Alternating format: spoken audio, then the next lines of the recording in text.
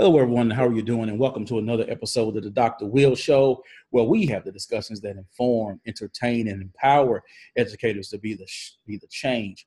I'm your host, Dr. Will, and I am here with Shawna Coppola. How are you doing? Good. How are you? Good job with the name, too. Well, it looks like the director's name, so I figured. Yeah, that's what we tell people in restaurants that we're related so we get better seats, but we're not. So I figured I'd give it a go that way. Thank you for being a guest on the show. Thank you so much for having me. This is really fun. I'm excited. You're welcome. Thank you. When I found you on Twitter and went through your blog posts and some things you're talking about, so okay, I wanted to have you on because I've yet to really at all talk about writing and how writing is taught or changed within this digital era we live in. Now, I admit to not being a big fan of paper books. Okay.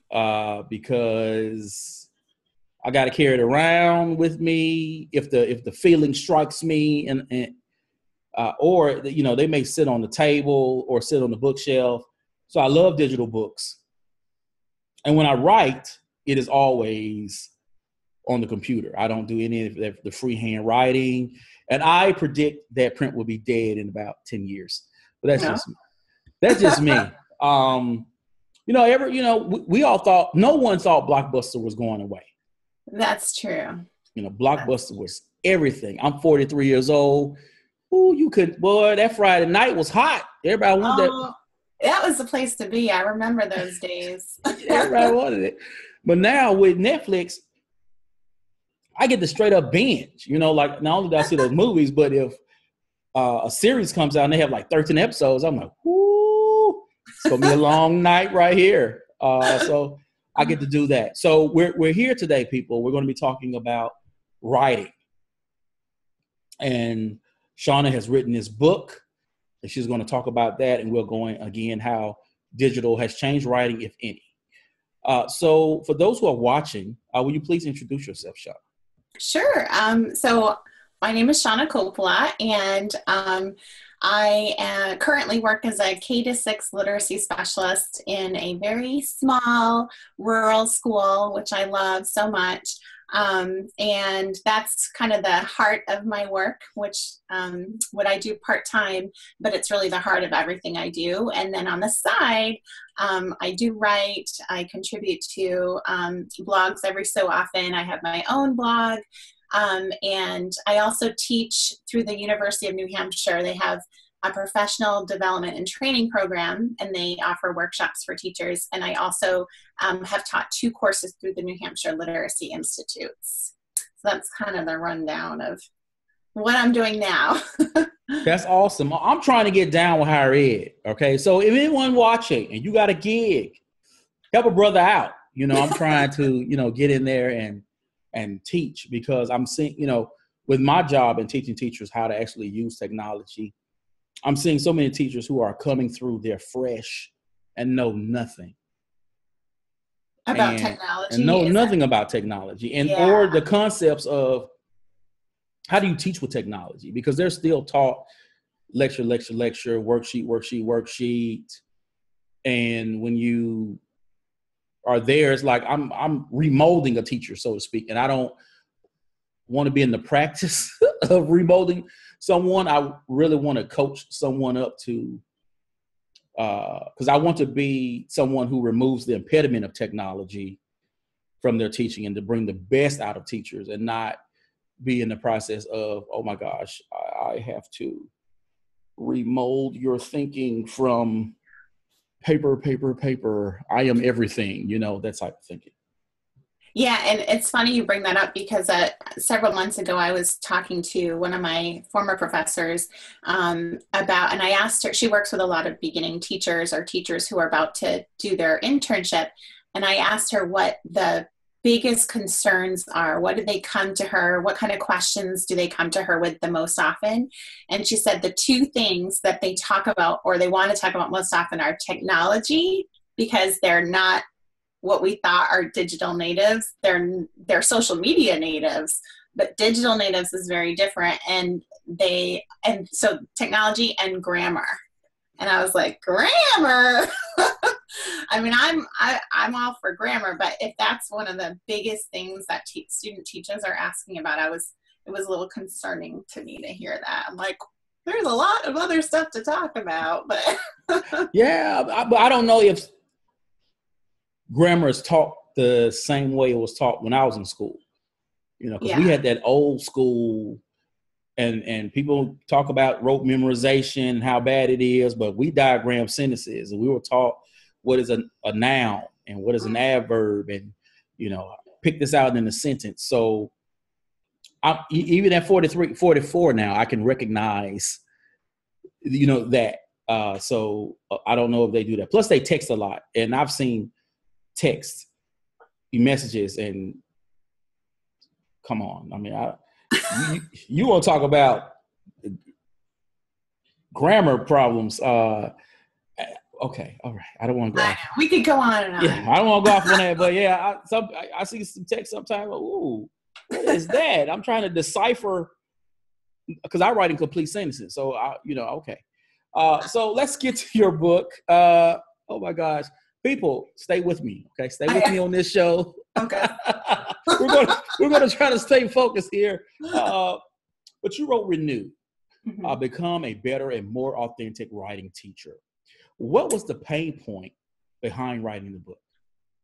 Well, there are two things, really. I mean, first, it's a very personal book. And so I really put myself out there as a parent, and as a teacher, sort of learning her trade. And I share a lot of my own missteps and challenges along the way. But one of the things that my husband and I were learning, we were having some difficulty trying to figure out this parenting thing, and we were in family therapy. We have 2 young girls, not so young anymore, but and I remember I kept thinking how what I was learning in those sessions and what my husband and I were talking about were so applicable to my work as an educator, because it was all about how children learn and how we talk to them, the language we use with them, and just how we interact with children, and how it's not the same for every child, even if you only have 2.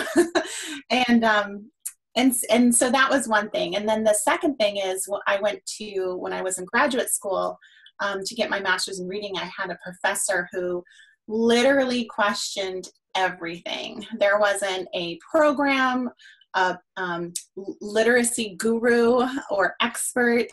There wasn't a book that she did not question and look at with a really critical, discerning eye. And that so changed me professionally and personally. It just reinvigorated myself, even just as an intellectual thinker, because I'd always gone through school being I was a good girl, and I followed the rules, and I was really good. I'm a concrete sequential learner, and so rules are important to me. And I just sort of would always take things and nod my head and say, okay, that's how it's done. And that changed me. And so those are sort of the two, I think, the seeds that eventually became the book Renew, because I wanted to bring that idea of, really questioning and looking at practices with a discerning eye. In order to reinvigorate ourselves as educators, I wanted to bring that experience to readers. So that's what I tried to do.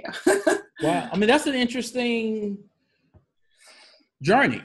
When you sit in somewhere, especially in that space where no one, I don't think, ever sits down and says, oh, this therapy session is going to lead to an aha moment for me in my career that has absolutely nothing to do with therapy. Right. So that, wow. I know.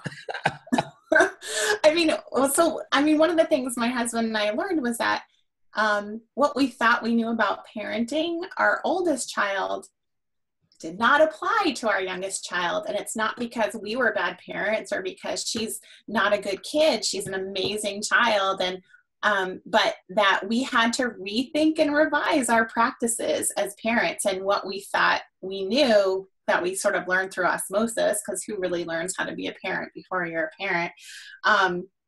I was like, oh my gosh, this is exactly what it's like working with kids in the classroom, that every classroom, every set of kids, every student is different. And you have to constantly sort of rethink and revise your practices to meet their very specific needs. And you can come at that and feel like that's an exhausting concept and it's an overwhelming concept. But I saw it as kind of reinvigorating, like, my gosh, I can constantly do better, and this is an exciting thing. So wow. See, that's why you do what you do and I do what I do. That's right. So how, if any, has the digital space reinvented writing? Well, I think it depends on what the digital space is. So I can say with quite a bit of confidence that I think more people in general are writing than ever before. I think certainly most of it is what we would call micro writing. So they're posting Facebook statuses or tweets or, captions on Instagram or text. But I think more people in general are writing. They're communicating, they're entertaining others, they're informing others. So that's exciting. I think obviously we don't have the same, I don't see the same stamina for writing that maybe there was in the past with letter writing, because everything's kind of quick and short. And even, it's funny because even with Twitter now sort of experimenting with 280 characters, I mean, I can't sustain that. I look at that and I'm like, no, I'm not reading that. That's too long for a tweet. I'm not going to read it. So I think that's changed. And I also think the most exciting thing for me is this idea of composition itself is changing, because for so many years, writing has been a print-based concept. And we've, and certainly in schools, we've really overvalued the idea of print-based writing versus maybe visual writing or audio.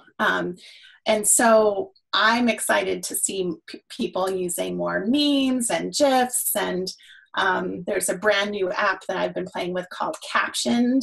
That's just gives us a whole new way to compose something. And I'm just thinking of all these amazing possibilities. So I see writing being, the idea of writing being much more broad now than it ever was before, because we're still making all of these compositional decisions, but we might be using different mediums and modalities, and that's exciting for me.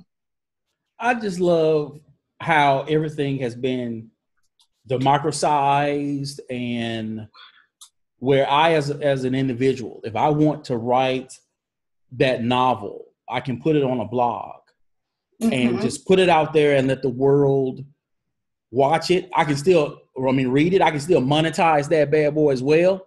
Or I can create an ebook and put it on Barnes and Noble or Amazon, and still again monetize that and get paid, and get rid of the publishers who may say, hey, this book, we don't know about this book, but I can just say, hey, I got this, and you do it and you put it out there anyway. And see what happens. Yes. And see who responds to it. And I love that point, because you're right. I feel like the doorway to writing has opened up to so many more people. And on the flip side, what's difficult is that now we have, just the other day, I posted a new blog post, and someone referred to it as an article. They were like, great article. And I'm like, well, it's not really an article. It's not super researched, and it's really my opinion about something. And yes, I bring in a couple of, resources or hyperlinks are attached to it. But I think with that, we need to be really explicit about critically reading these new pieces of writing, and looking at who's writing and whose voices are being heard and whose aren't being heard. So I love that you brought that up. That's a great point. Awesome. So how should the writing process be taught? Where does the standard essay that we all have been taught, particularly those of us of a certain age, have been taught how to write. How does that fit into this digital age we live in? Well, the one thing I can say is that there is no one way that writing process should be taught. I think a lot of what Donald Graves sort of said about the writing process and the way we name parts of the process is that we had to name these parts so that we can talk about them and have a common language. So when we talk about pre-writing, we all know what that means, or drafting versus revising. But I think what happened, or I know what happened, even with me when I first started out, is that I took those pieces of process and I thought it meant, oh, we do it in this order. And we linearly teach that writing is a procedural procedure rather than a process. So I can say with confidence, being a writer, that that's not how all writers write. And sometimes I'll draft right away and then I'll do some pre-writing brainstorming off of that draft. I know myself, and also with students all the time, I see people spontaneously revising. It's not something you do once a draft is finished necessarily, although some people feel like that's the way that works for them. But so I don't think writing process should be taught in any particular way, but I think what is useful is to be really mindful of the different processes that students use, to talk about them and make them visible. So when we do share, one of the things that we've all writing teachers have been taught is that after a writing session, you always want to have a share time, because that's when a lot of great stuff happens and a lot of teaching occurs. And one of my favorite ways to share is to talk about process. So I ask students, how did that go for you today? What was challenging, or what felt really successful? Or tell us how you started out. Let's just talk about how we started today. And it can be as varied as, well, I asked to use the bathroom, because that's what I do when I'm asked to write. The first thing is I ask my teacher to use the bathroom. Some people actually need that time to really, sort of think about and absorb what they need to be doing. And some people, they're like, you know what, I just got started right away, because if I don't get started right away, I get distracted. So I think making process visible and talking about it more opens up possibility for students. And, it sort of highlights the fact that we all have different processes and they're all valid. I'm trying to think, what is my process? I just have to be, inspired. I can sit down and say, okay, I got to write this article for this magazine, because I don't blog for myself at all. Okay, yeah. Podcast or bust. That's what I do, because I just cannot do that. But for EdSurge or a magazine or someone, that is where I will write, or whom I will write for. So usually I sit down at first, because I'm a procrastinator, I'm not gonna lie. And so as I sit back and then I start reading through other people's blog posts, or I read interviews of people or the things. And then I go, okay, I'm in a mood now. I'm in a mood. Let me sit down and write. And what I love about Google Docs is I can start on something. And even if I'm at work and I go, oh, these 3 lines. Mm-hmm. And then I can pick it up at home and go, oh yeah, okay, I see this train of thought. Okay. Mm-hmm. And I'm constantly able to add, as you mentioned, revise and add different pieces here and there until I feel good enough to go, well, let me turn this in and see where it goes from there in terms of revising more.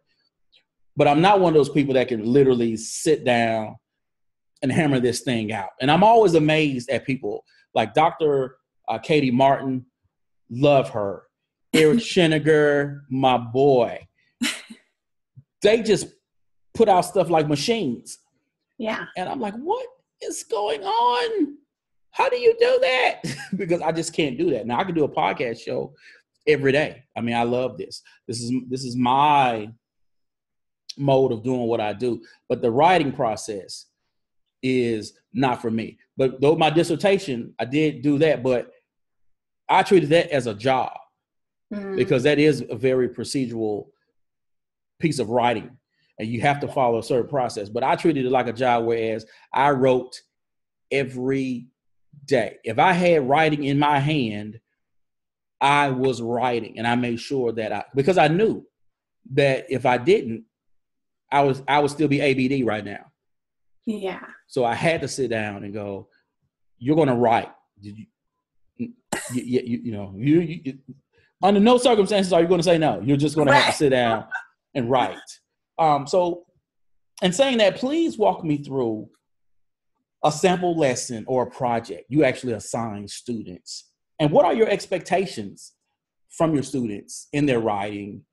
And what are you looking for in their writing? Well, so it's changed a lot over the years. And so I used to be much more, I used to ask a lot or have a lot more parameters around writing. And part of that was because even though I wrote every assignment that I gave students, and I thought that was like the best thing, I was the best teacher because I wrote every assignment, I still wasn't really writing for myself. I didn't have much of a habit of writing. And by habit, I mean semi-regular. I am not a daily writer at all. I write in bursts. I compose a ton in my head. I almost just swore there, so I'm really excited that I didn't. But I'm always thinking and composing in my head, but it takes me a long time to do that before I actually sit down to write. So I've definitely evolved, but I try to approach almost every sort of writing concept or skill or study through an inquiry lens, where students and I co-construct our understandings together. So, for example, last year, I worked in a 2-3 classroom because my job, sometimes I'm co-teaching with teachers. Sometimes they ask me to come in and give a lesson. Sometimes they ask me to develop a whole unit while they we talk about it and reflect afterwards.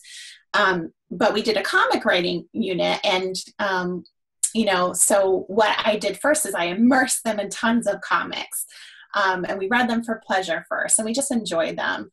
And then I asked them, what do you notice? So let's look back at these familiar texts. What do you notice and what do you wonder? And whatever their noticings and wonders are, I then sort of combine them or categorize them and look for patterns.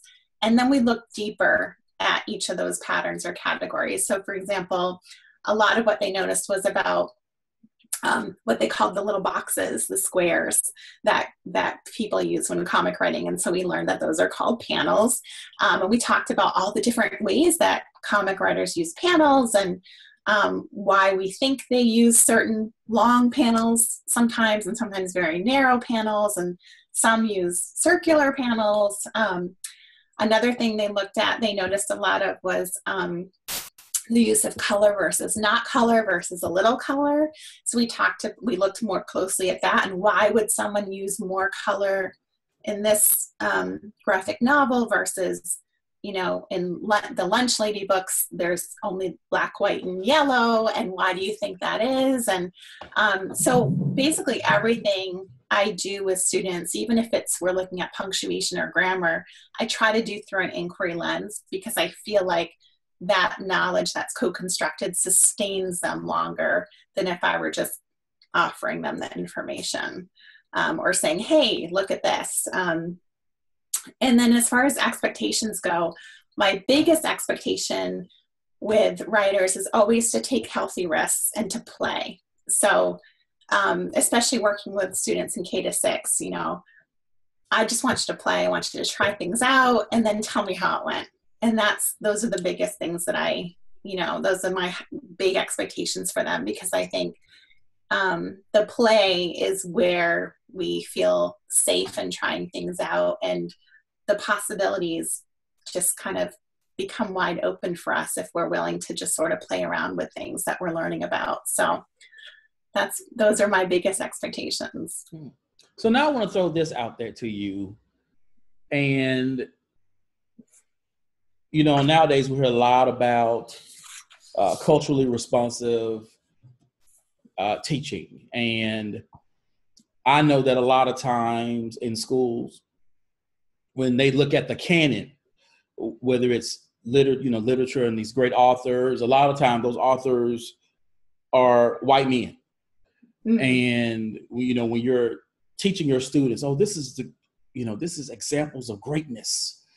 And you're in a class where you may have you have young women and you have people of color, and they will have different social, cultural, home life experiences.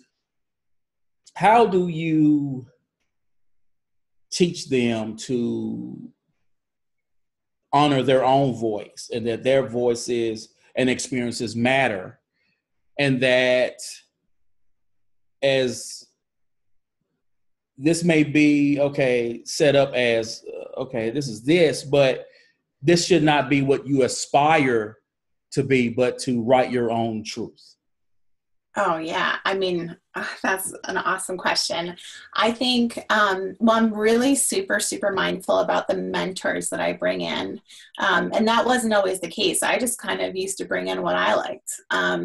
And because of, as we know, there's such a great disparity in the publishing industry, a lot of what I just knew were works by white men and women, mostly white men, if we were looking at graphic novels or novels when I was teaching middle school, and a lot of white women when we were looking at picture books. It just was what I kind of knew. And the past several years, unfortunately, I came at this really slowly, but I started to really focus my efforts on looking at things that have been written by own voices authors, and looking at representation in the literature and the works that I bring into the classrooms, and making sure that, I have a wide range of writers and illustrators. So I'm really mindful about using a wide variety of mentors. And then, I think you just can't fake the idea that you can't fake the feeling that every child's voice matters, but I truly believe that. And so I think they feel safe for the most part with me. I think building relationships is one of the biggest things that you need to do. I was actually just talking with a young teacher. She's brand new, and I asked her what her biggest successes have been this year. It's brand new to teaching, and she said, well, she kind of was sort of nervous about saying that it was about the relationship she was building with her students. And I was like, that's everything. I mean, if they know that you care about them, they are more willing to share their voice. And when a student is not willing to share, because even to me, writing feels like ripping yourself wide open. I mean, you're out there. It is scary. But I feel like if you have established a safe place and have established parameters around healthy risk-taking and healthy feedback and, kindness and empathy in the classroom, that students are willing to share their voice. And then, as far as helping them develop their voice, I just tell them what I notice, but I'm really clear about I'm one reader. So it's really important to get a variety of authentic audiences to be looking at your work and give you some feedback. But I don't know, I truly believe that their voices are important, and often they teach me more than I teach them on certain days. So, so I definitely send that message through, not just through my language, but through my behaviors. So now let's jump into professional development. How do teachers learn how to deliver sound writing instruction? Well, I used to think it was by reading the right books. And by that, I mean Donald Graves and Donald Murray and Katie Wood Ray and Tom Newkirk. I believe now that the best writing teachers write themselves. Not to say that you can't be a good writing teacher if you don't write, but I think we all have possibilities for composition. And when I talk about the best teachers write themselves, I speak of writing in a very broad sense. So whether you're composing visual images, or any kind of creative work, creative composition. I think if you do that, if you are able to do that in your life and you're able to reflect on that, the best curriculum and the best writing instruction comes from that kind of reflection of your own creative process. So when I work with teachers, one of the things that I think is really important to do for teachers is to offer them the space, the time, and the opportunity to compose. Because a lot of times we'll say, writing teachers must write, but when are they supposed to do that between everything else they have to do? So as a literacy specialist at my school, I do monthly, we call them RGS Teachers Write sessions, which is kind of a riff off of the virtual summer writing camp that Kate Messner and a lot of her colleagues started, where they offered this 6-week writing camp online for teachers. And I said, I need to do that for my colleagues, just to give them a place, like I said, a safe place where we're having fun, we're taking healthy risks. Nobody has to share anything they don't want to, but we just try things out and play. And to me, offering those opportunities and that space and that time is super, super important. But I do think that the more we can help teachers find a creative outlet and compose, however that may be, I think we're going to have better writing instruction. So since you just mentioned that, what do you like to write? Well, I started writing comics, which are super hard. So that has been something I've started maybe a couple of years ago. And my older, well, I'm the oldest, but my middle brother has been great at giving me honest, candid feedback. I've been starting to put some of my comics out there, and it's terrifying. And I look at some of them that are out there in the void, and I'm like, I can't believe I put that out there, because it's terrible. but I'm still learning, and I love it. So that's fun. I also love tweeting. I love the chance to use 140 characters to get a point across.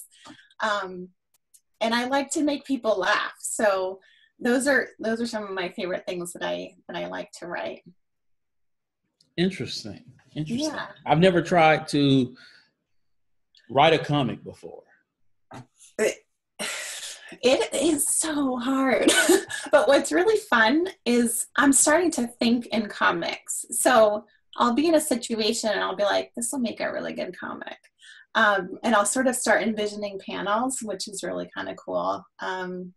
But yeah, I think before that, I also really like writing, narrative essays and, just riffs on life, and, try to infuse humor in most of what I do, because that's what keeps me from going insane most days. But but yeah, the visual composition is something that's fairly new to me, but I've really been working at it, and I'm very much enjoying that. Cool. So before we go, where do you see the future of writing going? And what is your advice for those teachers who, I guess, have a favorite medium? Some are just all in on digital, or some are like, I want my paper. There was a teacher I was doing this Google Drive training with last year, and she was like, well, I like my paper, and I like to write at a cafe, with my tea. And I was just like, oh my God. Okay. I was like, come on. Yeah. She came over to the dark side once she realized she didn't have to take 130 papers home. I know. Oh my gosh. And to be able to, like you said earlier, to be able to access it from anywhere, that's just, I love it. And collaborate with somebody. Oh yes. My gosh. Well, I know where I'd like it to go.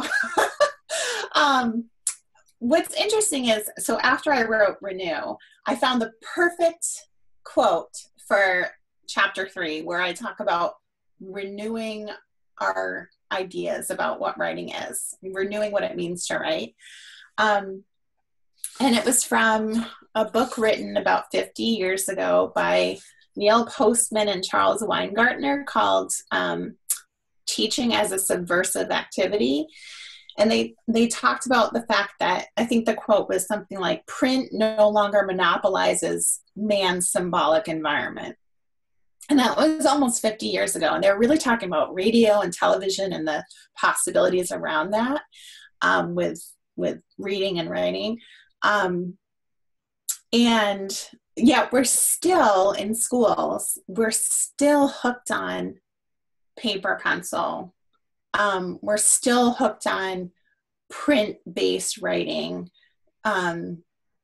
overwhelmingly. And so where I'd like to see us go is, again, to just redefine what writing is and really embrace not only digital technologies, but also multimodalities, like doing more hybrid composition, like comics, or everything we read online now has, just about everything has images attached to it, whether it's a short video or pictures or illustrations. Not, hardly anything is linear now. You have hyperlinks that you have to click on. So I'd like to see us reflect that in school, because I think for the most part, we're still way behind what people actually do outside of school. And so I just like to see us just continue to broaden our ideas what writing is. And I think the best way to do that is to do those things and to play with those composing opportunities. So that's where I'd like to see us go. And that would be excellent. The school system, it's, I enjoy the work that I do. I enjoy what we're doing to work with teachers to get them to expand their understanding of what teaching means, particularly in going digital. Mm-hmm. I am all in on our leadership, but the whole structure of school, it saddens me, because our schedule is the same schedule we had back in the day. The arrangement, we're still on a Gregorian calendar, which was created for crops, and we don't have a lot of farms going on nowadays. What we teach, what is still considered the canon is still the same.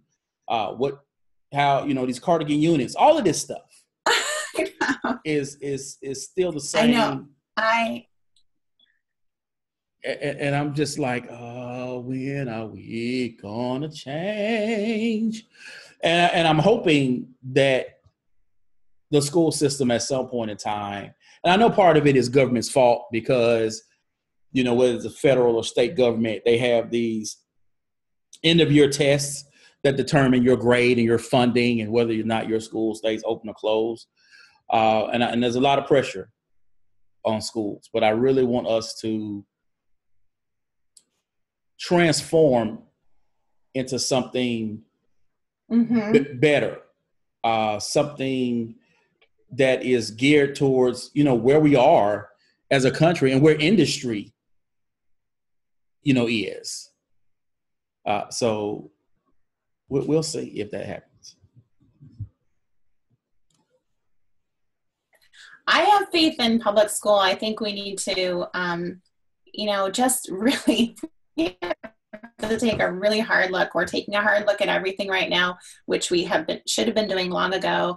And I think school is one of those things where we need to take a hard look at the messages we're sending through our practices, and not just in writing, but in everything that we're doing. But I agree, we need to speed it up a little bit here. Oh yes. Thank you again, Shawna, for being a guest on the show. Thank you. This has been so fun. I've loved talking to you. I really appreciate you having me. Well, thank you. We'll have you back again. Awesome.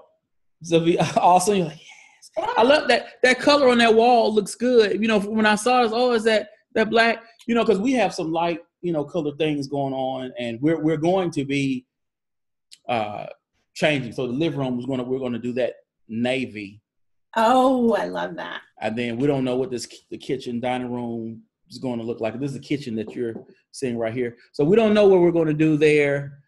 Not that people watching this, you may not even care about my decorating situation in my house. Space is important. So, but my office, I think I'm gonna go ahead. At first, I was like, well, it's my office, so, but it's still a part of my house. But I think I'm gonna go ahead and it's my office and my house. So I think I'm gonna just paint it black. Paint the walls black with the white crown molding and such. Oh yeah. And just start the podcast from there. I need some new lighting though, and just make it my whole situation. I still have not fully moved into my office, so my degrees are on the floor. I don't have them hanging up. Yeah, I know. I haven't done that either. I tried, but I have other things to do. I hear. All right, people. Look, this has been an awesome show. I've enjoyed the conversation. You know how I do it every time I do the show. This is going up on YouTube. Please subscribe. This is going up on SoundCloud and iTunes. Subscribe. Leave me some reviews on iTunes. And, of course, I'm going to create a blog post, and then this thing is going to be tweeted out. It's going to be put on LinkedIn and Facebook. So, as always, people, invest in you, eat you. Peace.